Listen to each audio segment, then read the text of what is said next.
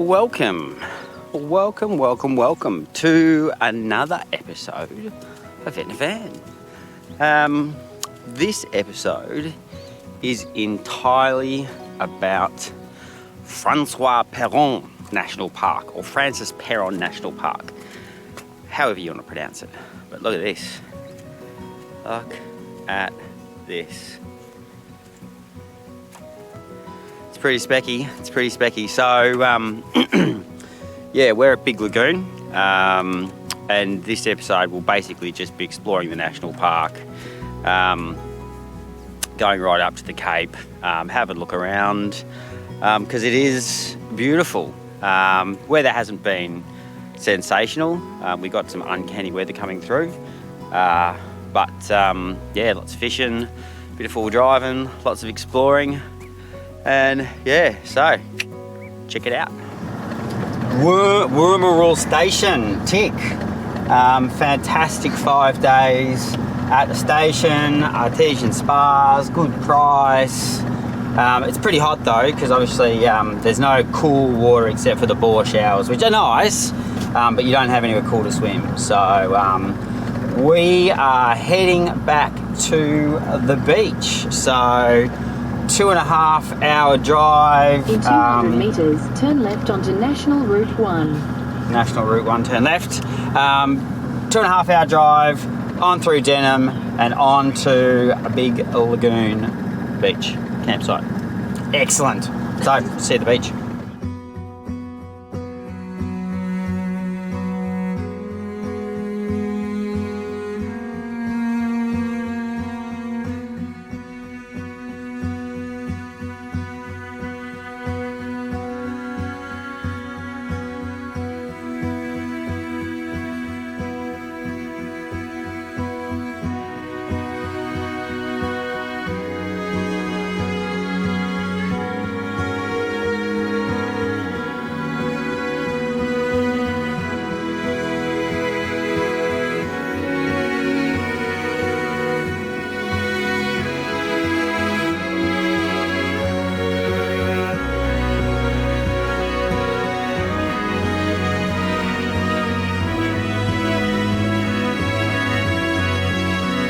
So here we are, Big Lagoon campsite.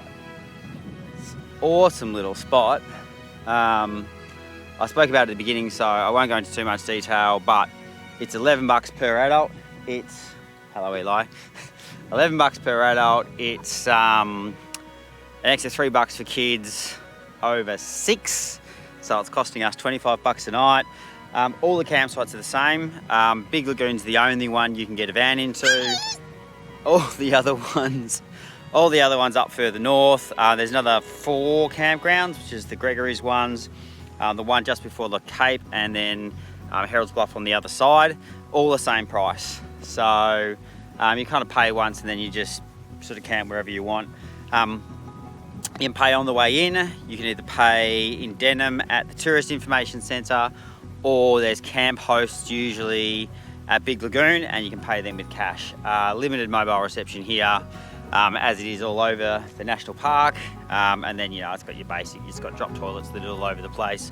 First come, first serve, no pre-booking, and yeah, let's go check it all out. So we've come out to Little Lagoon Inlet, and if you're, it's not in the national park, but if you're staying in the national park, don't bypass this, because it's beautiful, absolutely gorgeous. You've got the inlet's further up there, but the incoming tide's coming through at the moment, and you've just got, oh man, look at those whiting. Oh, it's 2 big stonker whiting just sitting there. Oh, I'm going to get my fishing rod. The tide is just coming in, and it's just flowing in through the mangroves. So seeing those 2 big whitings just got me really excited. I might get my fishing rods. I think Eli wants me to blow up the little boat first. So yeah, not Big Lagoon, Little Lagoon Inlet. And yeah, it's right on the beach as well. Obviously the beach itself is a bit weedy, but it's still lovely swimming on a beautiful day. What more could you ask? Wow. Just went out to grab the fishing rods to see if I can get some of these whiting, and there is a huge sea turtle trying to swim up the current. And he's massive, and he's just, you probably can't see him from here. He just took a breath as I was walking out, but he's like literally just there. So Tanya's actually floating downstream up there, so she's probably going to float right past it. So she's got the GoPro, so hopefully it'll either scare the crud out of her or she might get a shot.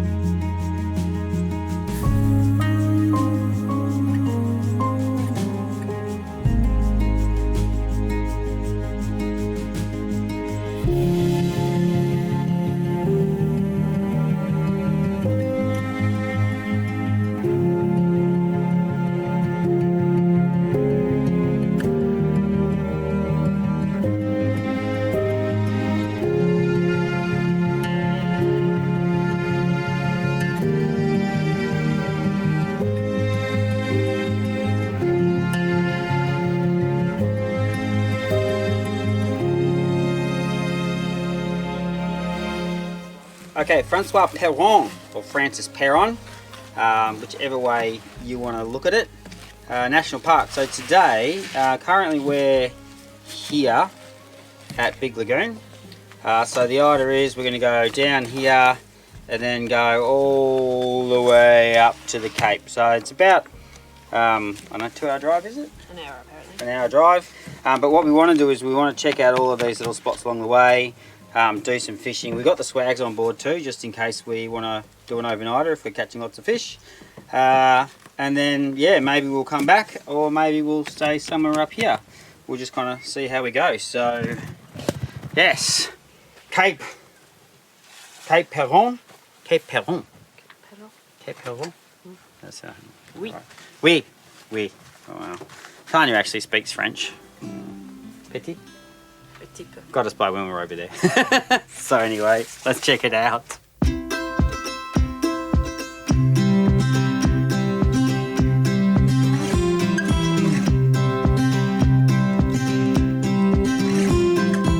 So this here is Kraska's tank. Now, the story of poor Kraska is he was an entrepreneur back in the early 1900s, and he used to trade pearls, and he used to do a 70-kilometre round trip from here back into Denham on his horse to get food and water and trade his pearls and whatnot. And he only had one leg, and on his way back on his horse one day in 1916 he fell off and he broke his other leg. So he then made an attempt to crawl to this very well here, which was his only chance of getting water and his only chance of survival, and unfortunately he didn't make it and he died, and so that's why they call this Kraska's tank. Poor Kraska, rest in peace.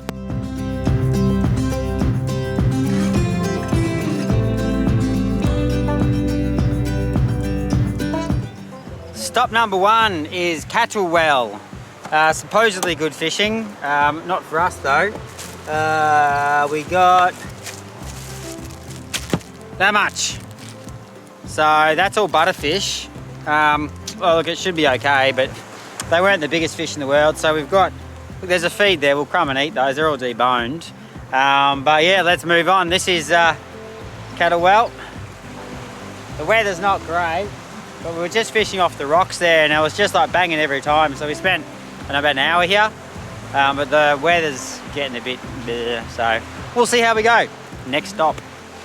So after Cattlewell, you get the first of the sort of non-van campsites, which is South Gregory's. So there's South Gregory's, and surprisingly North Gregory's. This is the first time that there's been some soft sand. So I would say that getting into Cattlewell, if you look on Wiki, it says that there's really soft sand and blah, blah, blah, but I didn't actually think it was. I think it's softer sand once you get past there, and the spot past that turn off on towards South Gregory's is the first bit where I actually went, oh good, I'm glad I got my tyres down. And so that's probably separates a few of the people that try and make it up here. But nothing, as long as you've got tyres down, nothing you can't handle. We were going to have a bit of a fish here, but just talk to some of the other guys fishing off the edge, and it's going to be the same as Cattlewell, which is just lots of little butterfish and those little trumpetery herring things, which we did eat those butterfish last night, and they were really nice. They're just bloody hard work. So that's not what we're after. They give you a good feed, but would like spangled or a snapper. So we might just keep on heading up to the tip and see how we go. A few boats out there, but nothing major. Good little campsite. It's only probably half full, if that. But yeah, you obviously can't get a van here. It's just camper trailers. I reckon you probably could get a van in here, but that little sandy bit that we went through, that's probably, that could be a bit of hard work. So anyway, we'll move on to Gregory's. One thing that's awesome about this coastline, not these, look at that thing, ouch. One of the things that Francois Peron National Park is quite famous for is this amazing colour that you get that goes the red and the whites and the darks and then the turquoise of the ocean. So if you just check this out, like you can see along the cliff here how it just goes this beautiful, all these different shades, almost like those little, I can't remember what they're called, those sand things you have in mirrors that you turn upside down, and it has all the different coloured sands through it. But it's the whole way along here, and then it's contrasted with this beautiful ocean. Just had a fish here. There's a bit of a reef like just out there, but got a spangled, undersize, and a snook, which we're going to take home and eat. And when the wind blows, you can see like all the sand coming down, and it creates, you can see it, creating these amazing little, yeah, that's very cool. I have to get a close up of that with a Canon.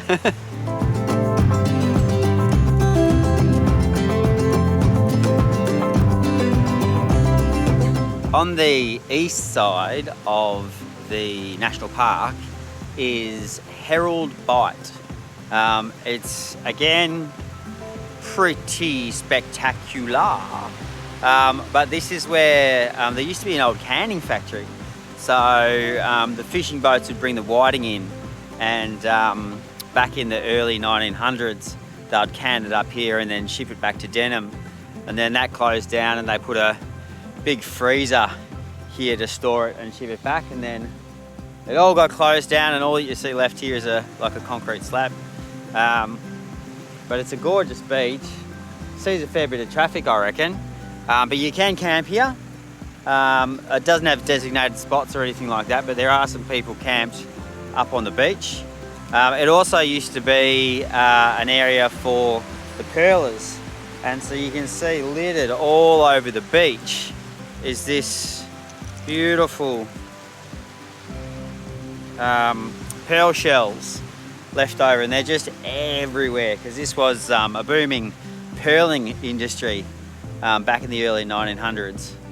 So yeah, just gonna go for a cruise down the beach, have a bit more of a look around, and then we'll head up to the lighthouse and ultimately up to the Cape, where we're gonna get onto some big fish. Hopefully, really.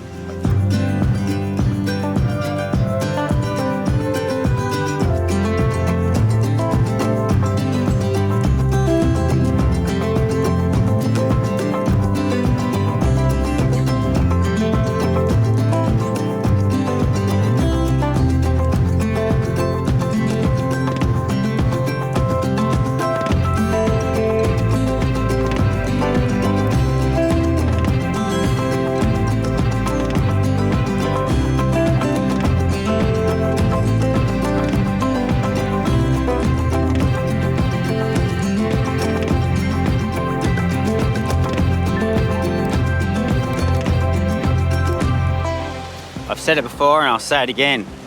This is why you buy a four-wheel drive.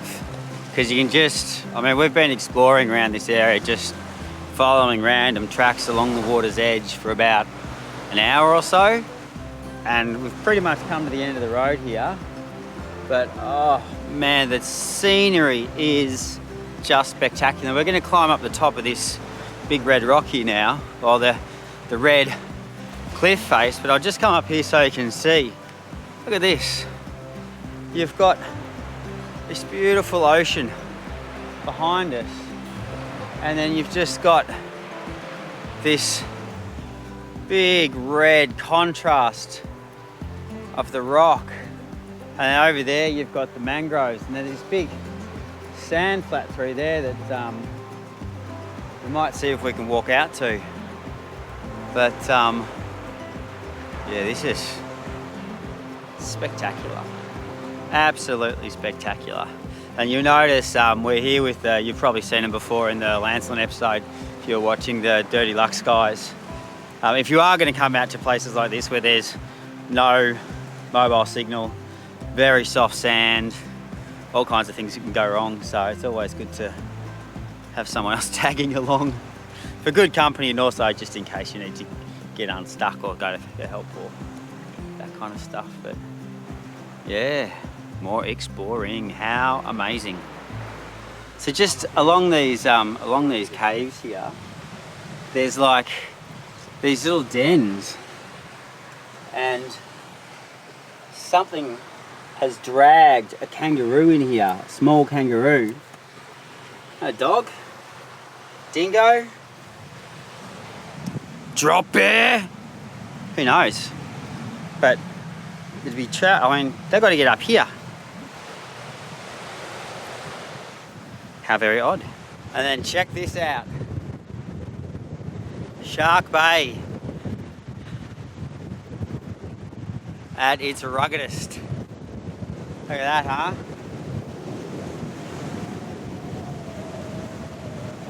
Spectacular, absolutely spectacular.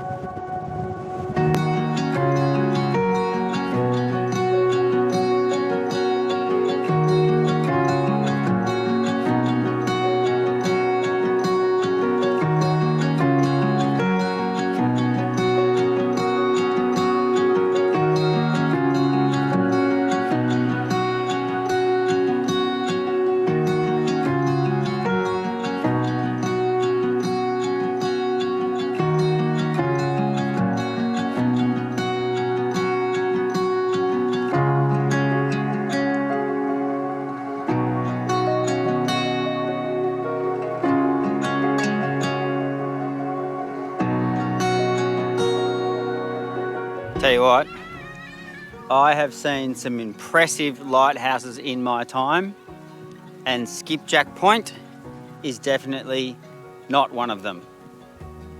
I don't know if you can see it in the background there, but it literally looks like a bunch of 40-gallon drums stacked on top of each other, sprayed white with a big light on the top. So, I don't know if lighthouse is the right word for it. I think it's more like light pole, because it's definitely not a house. Oh, we've got an accident. You want to be stingray bait. You want to be stingray bait. So, what the lighthouse, where the lighthouse fails, I think this was well and truly made up by this view. So, Skipjack Point, right out here on the tip of the cape, has just got the most epic view, which is, on a lovely day like today, just awesome. I'm carrying poor Toby because I don't know if you saw me cut briefly from my conversation before, but he was running down, I shouldn't laugh, he was running down here and he's literally just fallen over straight onto his face and then rolled off the edge onto the sand. It's quite spectacular, wasn't it, my boy? Yeah, it was hardcore. Yeah, and we just fall off the cliff. No, you didn't fall off the cliff. Look at this. Whoa, cool, man. Look at those red cliffs behind us. Awesome.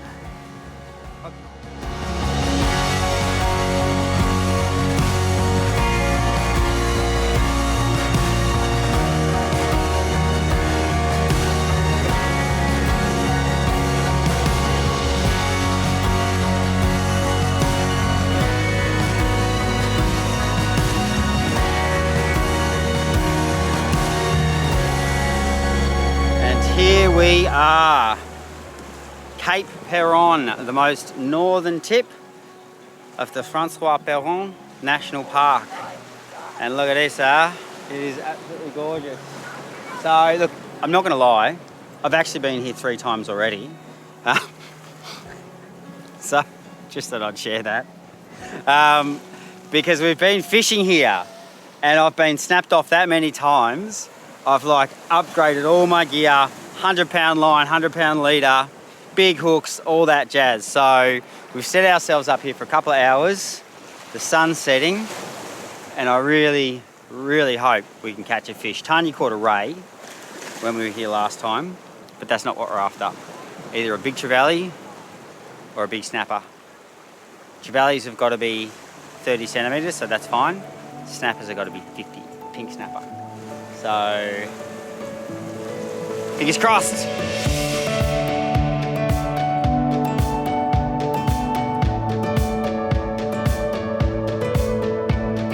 Sometimes you get something good and you don't know why. Sometimes it all comes together, you know it's right. A feeling like this never gets old. Whatever I do, I won't let go. Look at us now. What's he got? She has got a tangled up fish, don't lose it.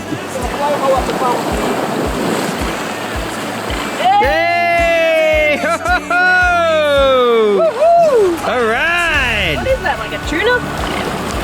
Salmon? I don't know. But, oh, sorry. Sometimes it just takes a minute to change your life. Look at us now, a moment we own it, no doubt. There's nothing that's holding us down, you and me, as good as could be, living this dream that we found. Look at us now, oh look at us now, yeah, look at us now, look at us now.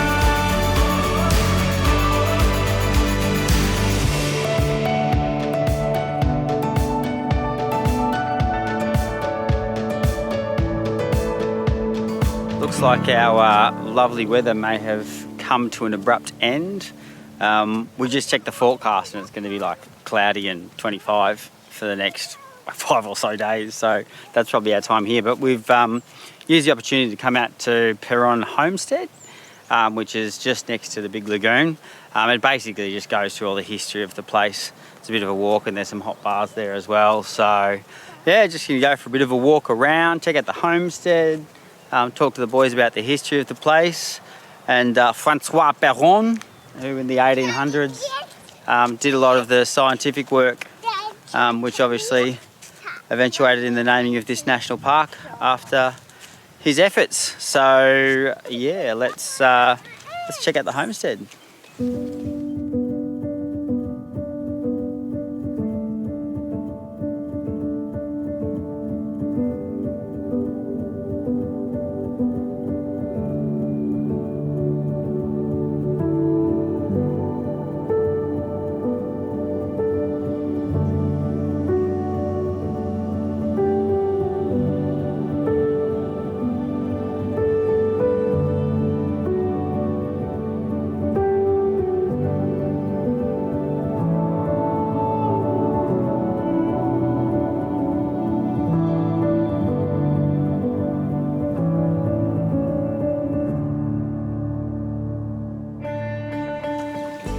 So I think we were spoilt by the Wirral hot baths. These ones have got a little hot bath here as well. It's like, it's a hot bath. So I'm glad it's not like 35 degrees because it feels like it's about 45 in the bath. So we're going to slowly get into this one. Luckily the weather's, it's only about 25 at the moment. So a good little soak will go down well.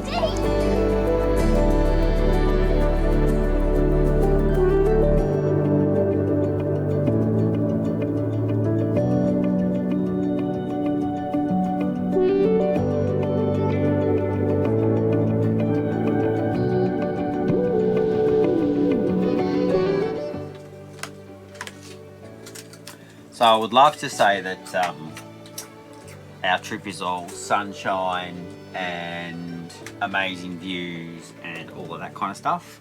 But the reality is it's not always the case.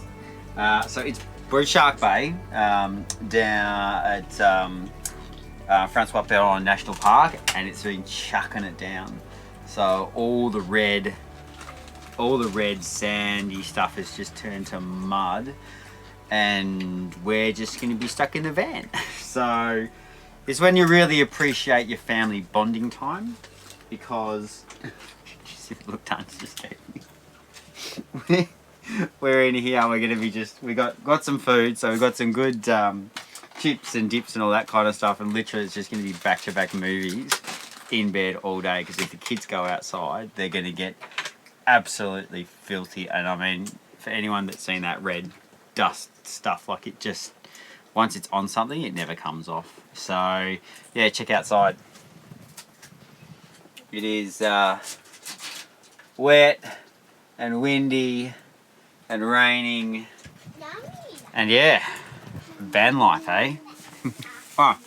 And so in the spirit of balance, I'll do a cinematic of a rainy day in the van.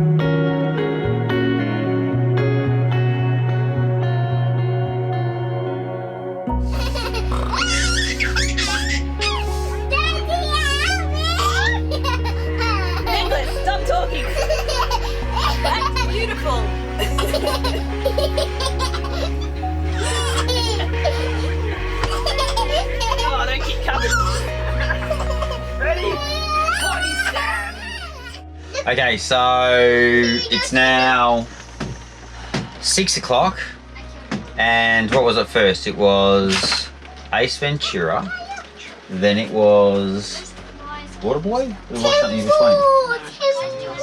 Tooth Fairy. Ace Ventura, Tooth Fairy. I didn't watch the Tooth Fairy. I couldn't. It's the Rock. It's the Rock. It's the Rock. He's going for president apparently. That's weird. And then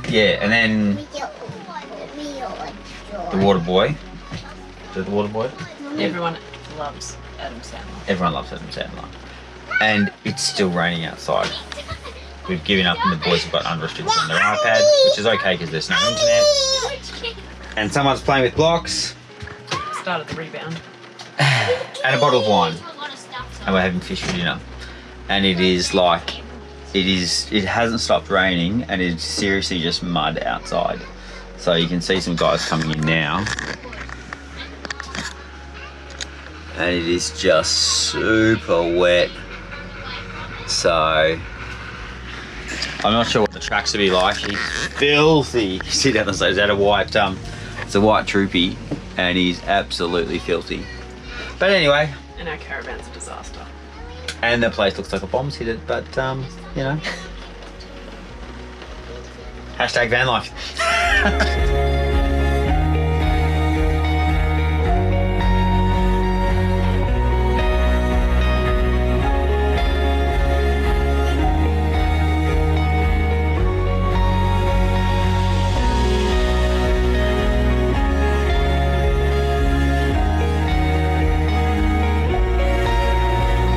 is it for another episode of Vet in a Van.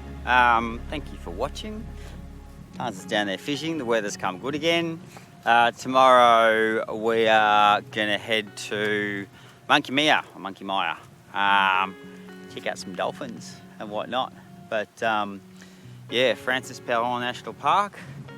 Awesome place. Well worth checking out. Absolutely stick it on your list. Shark Bay is amazing. So thanks for watching and I'll see you next time.